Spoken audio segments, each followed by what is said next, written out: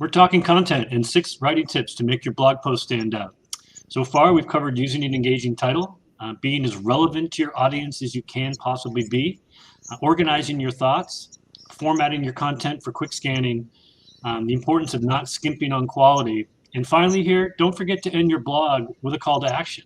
After you present relevant information to your readers, with visuals, your formatting, and all the things we've already talked about, you got to tell them what you want them to do. And that could be as simple as responding with thoughts, dropping a comment, or even potentially downloading something of value as a call to action. Jason, any thoughts on that? Yeah, I think it's important to understand or to think about where you want that call to action to be. You mentioned it might be at the end of your content, but you can also add calls to action throughout the content. Maybe it's midway through, maybe it's above the fold, where somebody's going to see it right away. It's going to draw their eye down, and they'll continue to scroll past it, and they might scroll back up, or you can have that same call to action again. You don't want your content to be too busy.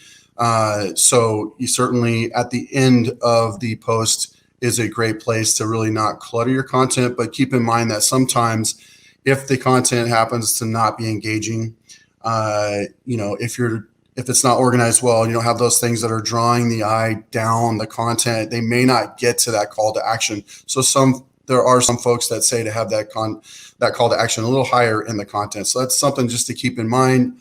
But certainly if you want them to do something, sign up for a newsletter, download something, or just check out some previous blog posts or videos, certainly make sure that those are in the content.